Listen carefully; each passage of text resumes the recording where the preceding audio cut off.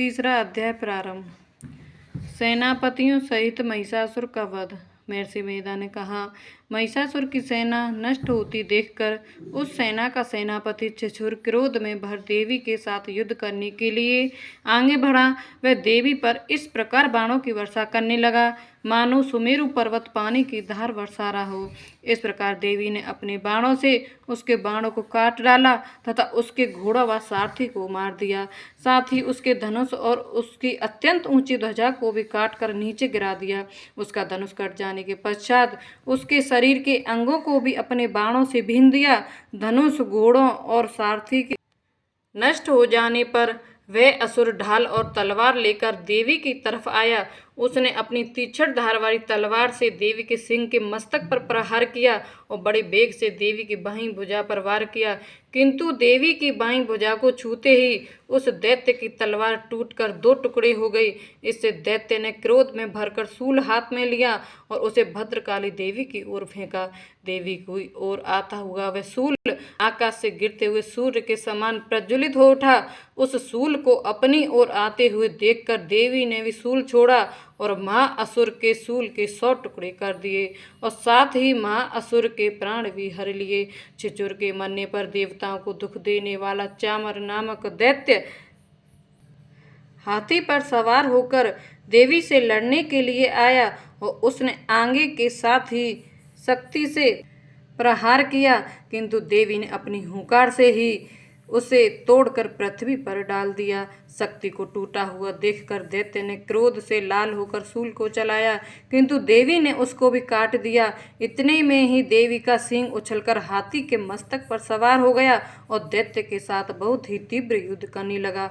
फिर वे दोनों लड़ते हुए हाथी पर से पृथ्वी पर आ गिरे और दोनों बड़े क्रोध से लड़ने लगे। फिर सिंह बड़े जोर से आकाश की ओर उछला और जब पृथ्वी की ओर आया तो अपने पंजे से चामर का सिर धड़ से अलग कर दिया। क्रोध में भरी हुई देवी ने शिला और वृक्ष आदि की चोटों से उदग्र को भी मार दिया। कराल को दांतों, मुक्कों और थप्पड़ों से चूर कर डाला। क्रुद्ध हुई देवी ने गदा के प्रहार से उद्दत दैत्य को मार गिराया। भिंदीपाल से बाष्कल को बाणों से ताम्र तथा अंधक को मौत के घाट उतार दिया। तीनों नेत्र वाली परमेश्वरी ने त्रिशूल से उग्रास्य, उग्रवीर और महाहनु नामक राक्षसों को मार गिराया।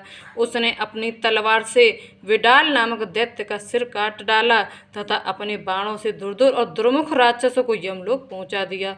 इस प्रकार जब महिषासुर ने देखा कि देवी ने मेरी सेना को नष्ट कर दिया है तो वह भैंसे का रूप धारण कर देवी के गणों को दुख देने लगा। उन गणों में कितनों को उसने मुख के प्रहार से, कितनों को खुरों से, कितनों को पूंछ से, कितनों को सिंगों से, बहुतों को दौड़ने के वेग से, अनेकों को सिंहनाद से, कितनों को चक्कर देकर और कितनों को श्वास वायु के झोंकों से पृथ्वी पर गिरा दिया।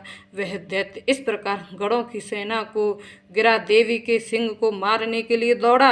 इस पर देवी को बड़ा गुस्सा आया। उधर दैत्य भी क्रोध में भरकर धरती को खुरों से खोदने लगा तथा सिंगों से पर्वत को उखाड़ उखाड़ कर धरती पर फेंकने लगा और मुख से शब्द करने लगा। महिषासुर के वेग से चक्कर देने के कारण पृथ्वी क्षुब्ध होकर फटने लगी। उसकी पूंछ से टकराकर समुद्र चारों ओर फैलने लगा। हिलते हुए सिंगों के आघात से मेघ खंड खंड हो गए और श्वास से आकाश में उड़ते हुए पर्वत फटने लगे। इस तरह क्रोध में भरे हुए राक्षस को देख चंडिका को भी क्रोध आ गया और वह उसको मारने के लिए क्रोध में भर गई। देवी ने पास फेंककर दैत्य को बांध लिया और उसने बंध जाने पर दैत्य का रूप त्याग दिया और सिंह का रूप बना लिया। और ज्यों ही देवी उसका सिर काटने के लिए तैयार हुई, उसने पुरुष का रूप बना लिया जो कि हाथ में तलवार लिए हुए था। देवी ने तुरंत ही अपने बाणों के साथ उस पुरुष को उसकी तलवार ढाल सहित भींद डाला। इसके पश्चात वह हाथी के रूप में दिखाई देने लगा और अपनी लंबी सूंड से देवी के सिंग को खींचने लगा और गर्जने लगा। देवी ने अपनी तलवार से उसकी सूंड काट डाली। तब राक्षस ने एक बार फिर भैंसे का रूप धारण कर लिया और पहले की तरह चर अचर जीवों सहित समस्त लोकियों को व्याकुल करने लगा।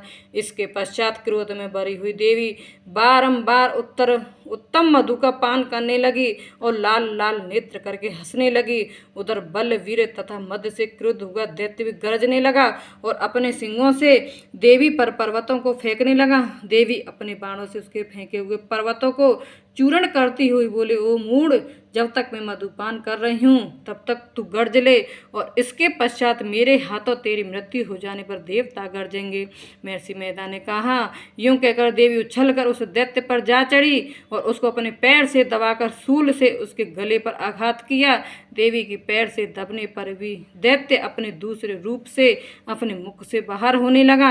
अभी वह आधा ही बाहर निकला था कि देवी ने अपने प्रभाव से उसे रोक दिया।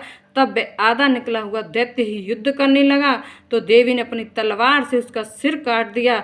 इसके पश्चात सारी राक्षस सेना हाहाकार करती हुई वहां से भाग खड़ी हुई और सब देवता अत्यंत प्रसन्न हुए तथा ऋषियों महर्षियों सहित देवी की स्तुति करने के लिए गंधर्वराज गान करने लगे तथा अप्सराएं नृत्य करने लगी।